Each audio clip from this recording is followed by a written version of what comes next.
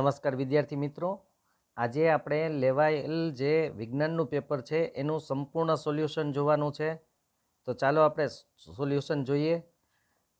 જો તમને આ વિડીયો પસંદ આવે તો લાઇક કરજો, શેર કરજો. જે વિદ્યાર્થી મિત્રોએ હજુ ચેનલને સબસ્ક્રાઇબ નથી કરી તે સબસ્ક્રાઇબ કરી લેજો, જેથી આવા જ વિડીયો તમને મળતા રહે. મેં ગયા વર્ષે જે આઈએમપી આપેલું હતું એમાંથી મોટા ભાગનું આઈએમપી આ પેપરમાં પૂછાયેલું છે જ. તો જે વિદ્યાર્થીઓ આઈએમપી જોયું હશે એમને ખૂબ ફાયદો થશે. તો આપણે સ્ટાર્ટ કરીએ. વિભાગ એ, ખોરાક રાંધતી વખતે જો વાસણના તળિયા બહારથી કાળા થઈ રહ્યા હોય તો એનો અર્થ છે કે બળતણનું સંપૂર્ણ દહન થયું નથી, કારણ કે તો જ કાળું થાય. નીચેના પૈકી કયો ઘ્રાણેન્દ્રિય સૂચક છે? તો એમાં આવશે વેનીલા. ઘ્રાણેન્દ્રિય એટલે સૂંઘવાથી ખબર પડે. વેનીલા એ એક જ આમાં એવો છે કે જે સૂંઘીને નક્કી કરી શકીએ. 1 માઇક્રો એમ્પિયર બરાબર કેટલા એમ્પિયર થાય? તો કે 10⁻⁶. મનુષ્યના ફેફસા એ ખાલી જગ્યા સાથે સંકળાયેલ તંત્રનો ભાગ છે, તો શ્વસન. મોટી ઉંમરની વ્યક્તિની આંખનો સ્ફટિકમય લેન્સ દૂધિયો અને વાદળછાયો બની જાય છે. આ પ્રકારની પરિસ્થિતિને શું કહેવાય? તો કે મોતિયો.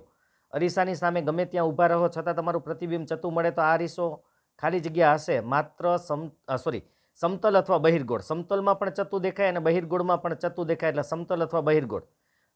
ખાલી જગ્યા છે. પૃથ્વીનો પોપડો ખનિજ સ્વરૂપે માત્ર ખાલી જગ્યા ટકા કાર્બન ધરાવે છે, તો 0.02%. વિદ્યુત સ્થિતિમાનના તફાવતનો એસઆઈ એકમ ખાલી જગ્યા વૈજ્ઞાનિકના નામ ઉપરથી રાખવામાં આવ્યો, તો અલેસાન્ડ્રો વોલ્ટા. કારણ કે વિદ્યુત સ્થિતિમાનના તફાવતનો એસઆઈ એકમ છે વોલ્ટ. અજારક શ્વસન દરમિયાન આપણી સ્નાયુ પેશીમાં પાયરુવેટનું રૂપાંતર શેમાં થાય? તો કે લેક્ટિક એસિડમાં. ખાલી જગ્યા પ્રાણી પોતાનું લિંગ બદલી શકે? તો કે સ્નેલ. લેન્સનું સૂત્ર પહેલું 1/v - 1/u બરાબર 1/f. સિનાબારનું રાસાયણિક સૂત્ર HgS. મર્ક્યુરી સલ્ફાઇડ એ સિનાબાર છે. હવે ખરા છે કે ખોટા વિધાનો. સોલ્ડર એ સીસુ અને ટીનની મિશ્ર ધાતુ છે, તો એ સાચું છે.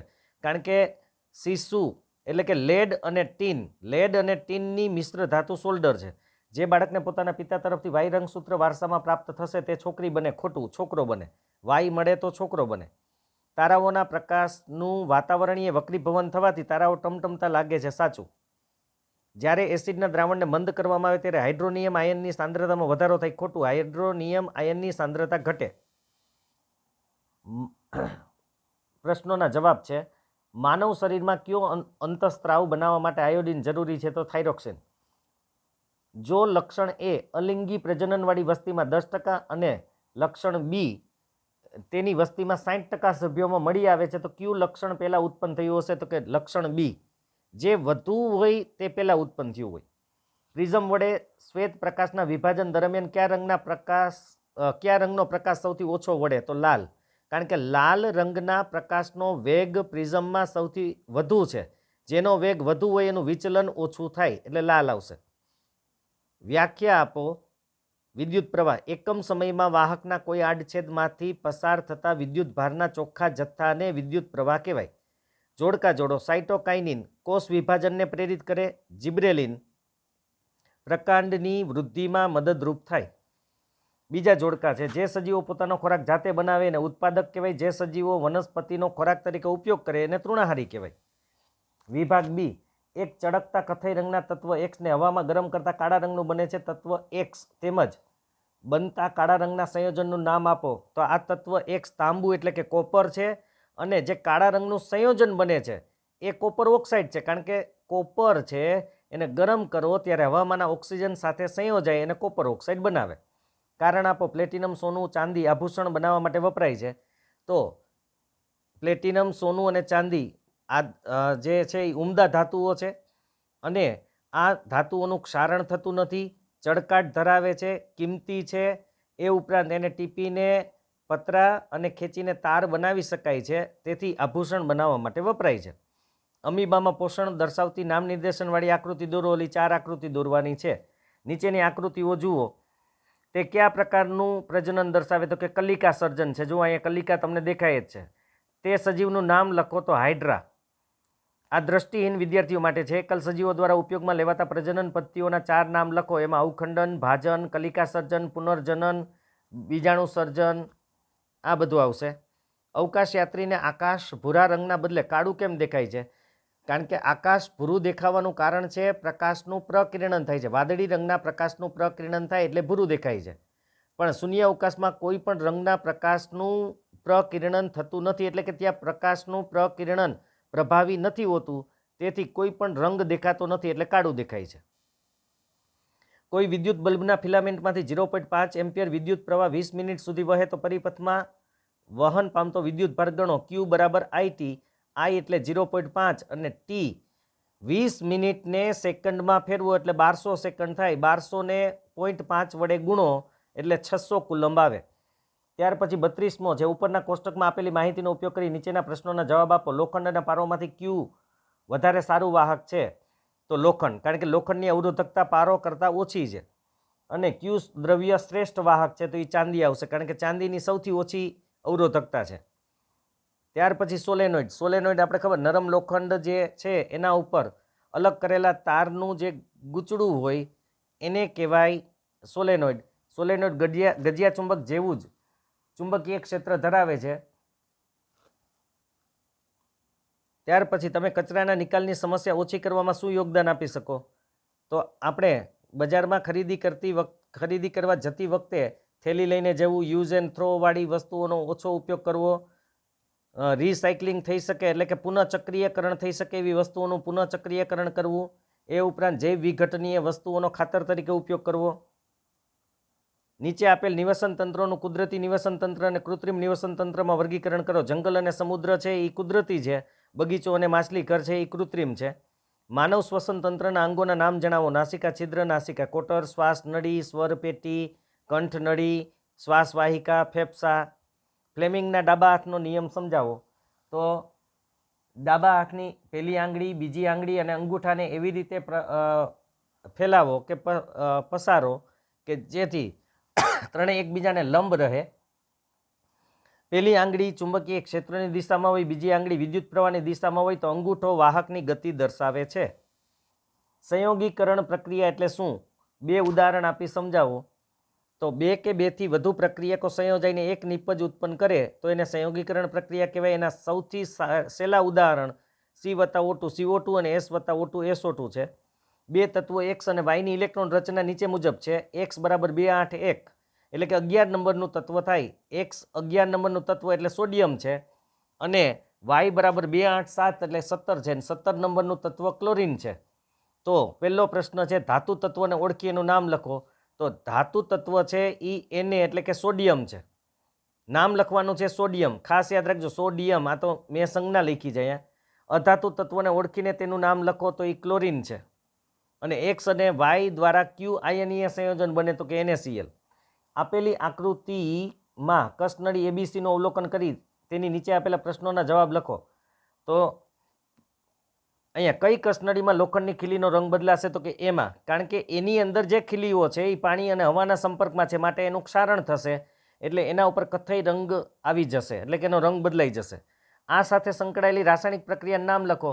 તો આ ક્ષારણ છે, આ પ્રક્રિયા ક્ષારણ છે. ઉપરોક્ત રાસાયણિક પ્રક્રિયા માટે જરૂરી પરિસ્થિતિઓ કઈ? તો કે પાણી અને ભેજ જરૂરી છે આ પ્રક્રિયા માટે.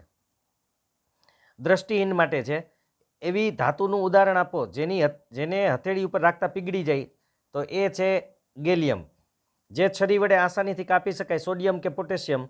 અને જે કુદરતમાં મુક્ત અવસ્થામાં મળે છે એ છે સોનું અથવા ચાંદી. ચેતાકોષની નામ નિર્દેશનવાળી આકૃતિ દોરો અને શિખાતંતુનું કાર્ય. આપણા જે સંવેદી અંગો છે એમાંથી સંવેદના ગ્રહણ કરવાનું કાર્ય શિખાતંતુ કરે છે. તરુણાવસ્થા સમયે છોકરીઓમાં કયા પરિવર્તનો જોવા મળે? તો બગલ અને જાંઘના મધ્ય જનનાંગીય વિસ્તારમાં વાળ ઉગવા, સ્તનના કદમાં વધારો થવો, સ્તનાગ્રની ત્વચા ઘેરી બનવી, જે ચહેરો છે એ તેલયુક્ત ત્વચા ધરાવે, ચહેરા ઉપર નાના નાના રોમ ઉગવા. પછી તફાવત લખો, નર પ્રજનન તંત્ર અને માદા પ્રજનન તંત્ર. નર પ્રજનન તંત્રમાં શુક્રપિંડ આવેલું હોય, માદા પ્રજનન તંત્રમાં મુખ્ય અંગ અંડપિંડ આવેલું હોય છે. ત્યાર પછી શુક્રપિંડ છે એ શરીરની બહાર ઉદર ગુહાની નીચે વૃષણ કોથળીમાં આવેલા હોય, જ્યારે અંડપિંડ છે એ ઉદરની અંદર આવેલા હોય છે. શુક્રપિંડ શુક્રકોષ ઉત્પન્ન કરે છે, અંડપિંડ છે એ અંડકોષ ઉત્પન્ન કરે છે. બાકી ઘણા બધા લખી શકાય પણ આમાં આપણે 3 મુદ્દા લખો તો એ ચાલે. નીચેની પરિસ્થિતિઓમાં કયા અરીસા વપરાય છે એ જણાવો. કારની હેડલાઇટમાં અંતરગોળ અરીસો વપરાય છે, વાહનની પાછળનું દ્રશ્ય જોવા માટેનો અરીસો, એમાં બહિર્ગોળ અરીસો વપરાય છે. સોલાર ભઠ્ઠીમાં અંતર્ગોળ અરીસો વપરાય છે. બહિર્ગોળ લેન્સની સામે વસ્તુને F1 અને 2F1ની વચ્ચે મૂકતા મળતા પ્રતિબિંબની કિરણાકૃતિ દોરો તથા પ્રતિબિંબનું સ્થાન, પ્રકાર અને પરિમાણ જણાવો.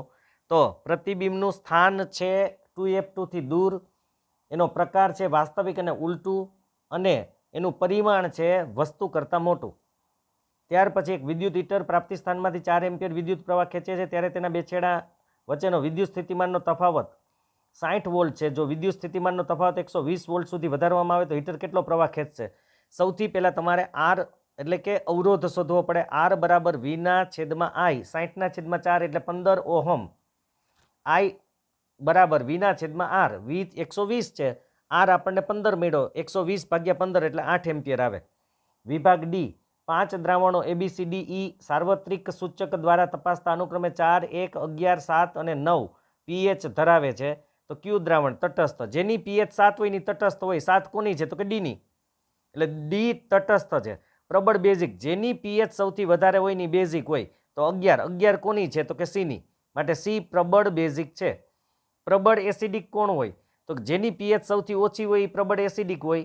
તો 1 pH છે એ કોની છે? તો કે બીની, માટે બી એસિડિક છે. pHના મૂલ્યના આધારે હાઇડ્રોજન આયનની સાંદ્રતાના ચડતા ક્રમમાં ગોઠવવાનું છે, એટલે કે જે દ્રાવણમાં હાઇડ્રોજનની સાંદ્રતા સૌથી ઓછી હોય એ પહેલાં આવે. તો કેમાં ઓછી હોય? તો કે જેની pH સૌથી વધારે હોય, એટલે 11 એટલે કોણ? તો કે સી. ત્યાર પછી એનાથી ઓછી pH વાળું કોણ? તો કે 9 એટલે ઈ. ત્યાર પછી ઓછી pH વાળું કોણ? તો કે 7 એટલે ડી. એનાથી ઓછી pH 4 એટલે કે એ. અને સૌથી ઓછી pH, જેની pH સૌથી ઓછી હોય એમાં હાઇડ્રોજન સૌથી વધારે હોય, યાદ રાખજો, એટલે કે 1 એટલે બી આવશે. આ રીતે ક્રમ લખવાનો હતો. પ્લાસ્ટર ઓફ પેરિસ કેવી રીતે બને? તો જીપ્સમને 373 કેલ્વિન તાપમાને ગરમ કરવામાં આવે ત્યારે એમાંથી પાણી દૂર થાય અને પ્લાસ્ટર ઓફ પેરિસ બને છે. પ્લાસ્ટર ઓફ પેરિસ અને પાણી વચ્ચે થતી પ્રક્રિયા દર્શાવતું સમીકરણ લખો. તો CaSO4 1/2H2O વત્તા 1.1 H2O બરાબર CaSO4 2H2O, એટલે કે જીપ્સમ પાછું બની જાય. આ એનું સમીકરણ છે. અને પ્લાસ્ટર ઓફ પેરિસના ઉપયોગ સૌથી પહેલાં ભાંગી ગયેલા હાડકાને યોગ્ય જગ્યાએ જાળવી રાખવા માટે, ત્યાર પછી છત અને દિવાલની સપાટીને લીસી કરવા માટે, પ્રયોગશાળામાં સાધનોને હવાચુસ્ત કરવા માટે, પછી બ્લેકબોર્ડમાં લખવા માટેના ચોક બનાવવા માટે અને સુશોભનની વસ્તુઓ બનાવવા માટે ઉપયોગી છે. તફાવત લખો સાબુ અને પ્રક્ષાલકો. સાબુ છે એ ફેટી એસિડનો સોડિયમ ક્ષાર છે અને પ્રક્ષાલક છે એ સલ્ફોનિક એસિડનો સોડિયમ ક્ષાર છે. સાબુ કઠિન પાણીમાં બરાબર કામ કરતો નથી, જ્યારે પ્રક્ષાલક કઠિન પાણીમાં સારી રીતે કાર્ય કરે છે. સાબુમાં COO Na સમૂહ આવેલો હોય, જ્યારે પ્રક્ષાલકમાં SO3 Na આવેલો હોય. પછી નીચે આપેલા સંયોજનો માટે ક્રિયાશીલ સમૂહના નામ અને ક્રિયાશીલ સમૂહનું સૂત્ર લખવાનું છે. પ્રોપેનોલમાં આલ્કોહોલ સમૂહ આવેલો હોય અને એનું સૂત્ર છે OH. આગળ એક બંધ દોરવાનો છે તમારે. અને પ્રોપેનોન છે એમાં કીટોન ક્રિયાશીલ સમૂહ આવેલો હોય અને એમાં C ડબલ બોન્ડ O સમૂહ આવેલો હોય. ટૂંક નોંધ લખો લસિકા. લસિકા એક આંતરકોષીય દ્રવ્ય છે. આંતરકોષીય દ્રવ્ય ભેગું થઈ અને લસિકા વાહિની દ્વારા એ શિરાઓમાં ઠલવાય છે અને શિરાઓ દ્વારા આવે છે હૃદય સુધી. ઉચ્ચ કક્ષાની વનસ્પતિમાં વહન તંત્રના ઘટકો એમાં આવે જલવાહક અને અનવાહક. જલવાહક પાણીના વહન માટે જવાબદાર છે, જ્યારે અનવાહક છે એ પર્ણ દ્વારા તૈયાર થયેલ કાર્બનિક દ્રવ્યોને જરૂરિયાતના અંગો સુધી પહોંચાડવાનું કાર્ય કરે છે. ત્યાર પછી સ્વયંપોષી અને વિષમપોષીનો તફાવત છે. સ્વયંપોષી પોતાનો ખોરાક પોતાની જાતે તૈયાર કરે છે, જ્યારે વિષમપોષી છે એ ખોરાક માટે બીજા ઉપર આધારિત હોય છે. સ્વયંપોષી હરિત દ્રવ્ય ધરાવે છે, જ્યારે વિષમપોષી હરિત દ્રવ્ય ધરાવતા નથી. બે જ મુદ્દા લખવાના હોય, 2 માર્ક છે, એટલે પણ આપણે ત્રીજો મુદ્દો ઉદાહરણ તરીકે પણ લખી શકીએ. જેમ કે સ્વયંપોષી છે એનું ઉદાહરણ આવશે લીલી વનસ્પતિઓ અને વિષમપોષીઓમાં બધા પ્રાણીઓ. મૂત્રપિંડ નલિકાની સંરચના દર્શાવતી નામ નિર્દેશનવાળી આકૃતિ દોરો. તો એમાં ઉત્સર્ગ એકમની આકૃતિ દોરવાની હતી. લઘુદ્રષ્ટિની ખામી અને એનું નિવારણ. આકૃતિ દોરી સમજાવો. લઘુદ્રષ્ટિની ખામીવાળી વ્યક્તિને નજીકનું સ્પષ્ટ દેખાય છે પણ દૂરનું અસ્પષ્ટ દેખાય છે. કારણ કે એનું દૂરનું જે બિંદુ છે એ ખસીને અનંત અંતર કરતાં નજીક આવે છે. એટલા માટે જે પ્રતિબિંબ છે એ નેત્રપટલ ઉપર પડવાની જગ્યાએ નેત્રપટલની આગળ પડે છે, કારણ કે એની વક્રતા ઓછી થવી અને ડોળો નાનો થવો એને કારણે, ડોળો લાંબો થવો એને કારણે આગળ પડે છે અને વક્રતા ઓછી થઈ જાય એની. અને એના નિવારણ માટે યોગ્ય કેન્દ્ર લંબાઈવાળા અંતર્ગોળ લેન્સનો ઉપયોગ થાય છે. ત્યાર પછી ચુંબકીય ક્ષેત્ર રેખાના ગુણધર્મોની યાદી બનાવો. ચુંબકીય ક્ષેત્ર રેખાઓ બંધ ગાળો રચે છે. ચુંબકીય ક્ષેત્ર રેખાઓ એકબીજીને છેદતી નથી. ચુંબકીય ક્ષેત્ર રેખાઓ ચુંબકના ઉત્તર ધ્રુવમાંથી દક્ષિણ ધ્રુવ તરફ જાય છે અને ચુંબકની અંદરના ભાગે દક્ષિણ ધ્રુવથી ઉત્તર ધ્રુવ તરફ જાય છે. ચુંબકના છેડાઓ પાસે ચુંબકીય ક્ષેત્ર રેખાઓ ગીચ આવેલી હોય, જેને કારણે ચુંબકીય ક્ષેત્ર વધુ હોય, જ્યારે વચ્ચેના ભાગમાં ચુંબકીય ક્ષેત્ર રેખાઓ વચ્ચે અંતર હોવાને કારણે એનું ચુંબકીય ક્ષેત્ર ઓછું હોય. વિદ્યુત શોર્ટ સર્કિટ ક્યારે થાય? જ્યારે પરિપથમાં આવેલા વાયરોના અવાહક આવરણ નીકળી જાય અને એકબીજાના સંપર્કમાં આવે ત્યારે પરિપથમાં પ્રવાહનું મૂલ્ય ખૂબ વધી જાય, જેને કારણે શોર્ટ સર્કિટ થાય છે. પૂરા નામ લખો: CFC ક્લોરોફ્લોરોકાર્બન અને UNEP united nations environmental programme. નિવસન તંત્રમાં વિઘટકોની ભૂમિકા શું છે? તો નિવસન તંત્રમાં વિઘટકો ખૂબ મહત્વના છે. વિઘટકો કુદરતના સફાઈ કામદારો છે. વિઘટક જટિલ કાર્બનિક અણુઓનું સરળ કાર્બનિક અણુઓમાં વિઘટન કરે છે તથા સરળ કાર્બનિક અણુનું અકાર્બનિકમાં રૂપાંતર કરે છે. આ રીતે કુદરતમાં જે ચક્રો ચાલે છે એ ચક્રો ચલાવવા માટે વિઘટકો ખૂબ જ મહત્વના છે. મિત્રો, વિડીયો લાઈક અને શેર કરજો, ચેનલને સબસ્ક્રાઈબ કરજો. નેક્સ્ટ વિડીયોમાં ફરીથી મળશું.